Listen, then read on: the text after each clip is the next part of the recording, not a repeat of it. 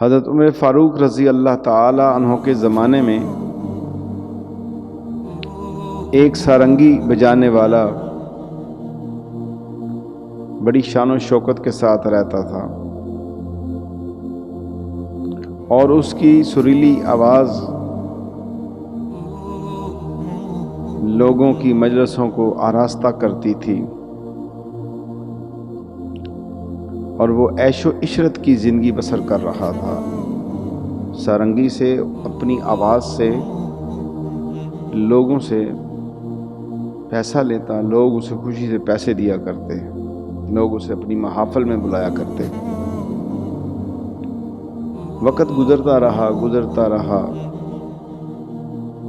اس کی محافل و مجالس سجتی رہیں، پیسہ کماتا، اور وہ بڑھاپے کی اس حصے میں داخل ہو گیا جہاں جسمانی قوتیں جواب دے دیتی ہیں، اعضاء کمزور ہو جاتے ہیں، کمر ٹیڑھی ہو جاتی ہے، تو وہ اس حصے میں داخل ہو گیا۔ اب سریلی آواز نہ رہی، بلکہ آواز میں خرخراہٹ پیدا ہو گئی۔ اب اسے لوگ نہ بلائیں، اب اس کی وہ محفلیں نہ سجیں تو پیسے کہاں سے ملیں، حتیٰ کہ وہ روٹی کا محتاج ہو گیا۔ تو اس کمزوری اور غربت کی حالت میں جب سب لوگ اسے چھوڑ گئے تو اس نے اللہ تعالیٰ کے حضور صدق دل سے دعا کی کہ میں ساری عمر گناہ کرتا رہا ہوں، ساری زندگی برائی والے اشعار لوگوں کو سناتا رہا ہوں، لیکن تیری عطا میں کمی نہ آئی۔ اب جب کہ دنیا مجھے چھوڑ چکی ہے میرے بڑھاپے کی وجہ سے، میری کمزوری کی وجہ سے، میری بیماری کی وجہ سے، اب مولا میں صرف تیرا مہمان ہوں، اب میں تیرا غلام ہوں۔ اور وہ بندہ دنیا کو چھوڑ کر مدینہ کے قبرستان میں سارنگی لے کے چلا گیا، اور وہاں بیٹھ کے روتا رہے، اس امید پر کہ اللہ کریم اسے قبول کر لے۔ اس کی جو آواز تھی اس آواز میں اللہ سے مناجات کرے، وہ روئے اور گڑ گڑائے۔ وہ قبرستان میں بیٹھا ہوا اللہ سے باتیں کر رہا ہے، اللہ سے مناجات کر رہا ہے، اپنا درد اللہ کو سنا رہا ہے، اپنی کیفیت اللہ کے سامنے بیان کر رہا ہے۔ روتے روتے اسے نیند آ گئی، اور ادھر امیر المومنین عمر بن خطاب رضی اللہ تعالیٰ بھی نیند میں تھے اس وقت۔ تو اللہ تبارک و تعالیٰ نے خواب میں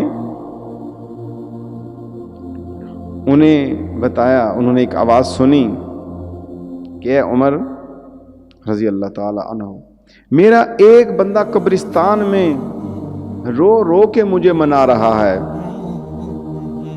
مجھے اس پہ رحم آ گیا ہے، اٹھو اس کی ضرورت کو پورا کرو، بیت المال سے 700 دینار اس کے لیے لے جاؤ، اور اسے کہو جب بھی ختم ہو جائیں تو عمر فاروق کے پاس آ کے لے جانا، اور اس کی ہمیشہ کے لیے کفالت اپنے ذمہ لے لو۔ تو سیدنا عمر فاروق رضی اللہ تعالیٰ عنہ ایک دم اٹھے اس خوف سے کہ اللہ تبارک و تعالیٰ کی آواز کو خواب کے اندر بتایا گیا، اور وہ اس قبرستان کی طرف دوڑے جس کی طرف اشارہ کیا گیا۔ لیکن وہاں پر اس بوڑھے کو پایا جو کمزور اور لاغر تھا، جس نے سرنگی بھی اپنے پاس رکھی ہوئی تھی. تو انہوں نے سوچا کہ اللہ تبارک و تعالیٰ نے مجھے کسی ایسے بندے کی طرف بھیجا ہے جو بڑا ہی کوئی نیک پارسا ہوگا, بڑا بابرکت بندہ ہوگا. یہ تو سرنگی نواز ہے جسے آج آپ گویا کہہ سکتے ہیں. تو انہوں نے اس کو اگنور کر دیا, نظر انداز کر دیا. پھر پورے قبرستان کا چکر لگایا, لیکن اس بوڑھے کے علاوہ وہاں کوئی نہ تھا, وہ وہاں پہ سویا ہوا تھا. جب ان کو یقین ہو گیا کہ بوڑھے کے علاوہ اور کوئی شخص قبرستان میں نہیں, تو پھر انہیں یقین ہو گیا کہ اللہ تبارک و تعالی جل شانہ نے اسی بوڑھے کی طرف مجھے بھیجا ہے. تو وہ اس کی طرف چلے تو اچانک جناب سیدنا عمر فاروق رضی اللہ تعالیٰ عنہ کو چھینک آتی ہے.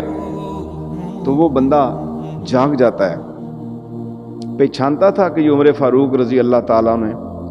انہیں جو ہی اپنے سامنے دیکھا, ڈر کے مارے کانپنا شروع کر دیا کہ یہ تو عمر فاروق رضی اللہ تعالیٰ عنہ آ گئے ہیں. تو آپ نے جب اس کے زرد چہرے کو دیکھا تو اسے فرمایا, مجھ سے خوف نہ کھاؤ, مجھ سے ڈرنے کی ضرورت نہیں, میں تو تیرے لیے خوشخبری لایا ہوں. اللہ تعالیٰ نے تمہیں سلام کہا ہے اور تیرا حال پوچھا ہے. چنانچہ اسے وہ 700 والی رقم دی اور اسے کہا کہ یہ خرچ کر, اور جب پھر ضرورت پڑے تو پھر میرے پاس آ جانا. یہ بات جب اس سرنگی نواز نے سنی تو کانپ گیا, شرم سے پانی پانی ہو گیا, رونا اور گڑ گڑانا شروع کر دیا. سرنگی کو زمین پر مار کے ریزہ ریزہ کر دیا اور خود سے کہا, اے کم بخت, تو 70 سال میرے اور میرے رب کے درمیان پردہ بنی رہی. یعنی وہ سرنگی جو بجاتا تھا, اتنا رحیم اور کریم رب ہے, میں بھولا رہا, میں 70 سال گناہوں میں ڈوبا رہا, اور جب دنیا نے مجھے چھوڑ دیا, میری آواز بھدی ہو گئی, مجھے کوئی سننے کے لیے تیار نہیں تھا, تو میں نے مولا کو پکارا تو اس نے میری پکار کو سن لیا, میرے گناہوں کو معاف کر دیا.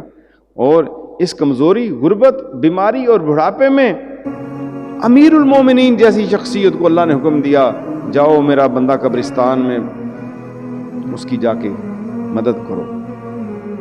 تو پھر وہ اپنے سے جناب عمر فاروق کے سامنے ہی وہ اللہ کی بارگاہ میں مناجات ہی لگے ہوئے ہیں, اللہ مجھے معاف فرما اور تو عطا کرنے والا ہے. میں نے اپنی ساری عمر ضائع کر دی, میں نے اپنی عمر سے انصاف نہیں کیا, میں اپنا انصاف اس کے سوا کسی سے حاصل نہیں کر سکتا, دنیا انصاف نہیں دے سکتی. جو میری ذات سے بھی زیادہ میرے قریب ہے میں اس سے دور رہا, جو میری ذات سے بھی زیادہ میرے نزدیک ہے. میری ہستی مجھ سے گم ہو گئی, میری شناخت میں نے اپنی کھو دی, میں انسانیت کے تمام وقار کو میں نے مجروح کر دیا. 70 سال میں ایسی زندگی گزاری کہ مجھے رب کی خبر ہی نہیں ہے. تو مجھے گناہوں کی حالت میں بھی دیکھتا رہا. اس طرح رو رو کر اپنے گزشتہ 70 سالوں کے گناہ گن رہا تھا اور مغفرت مانگ رہا تھا. میرے روحانی دینی بھائیو, دیکھو اللہ تعالیٰ کی رحمت, اللہ تعالیٰ کا کرم, اللہ تعالیٰ کی رحمت کی ہوائیں بصورت طوفان ہر وقت چلتی رہتی ہیں, اور جو اس کے غضب پر غالب ہیں اللہ کی رحمتیں. ہم پکار کے تو دیکھیں.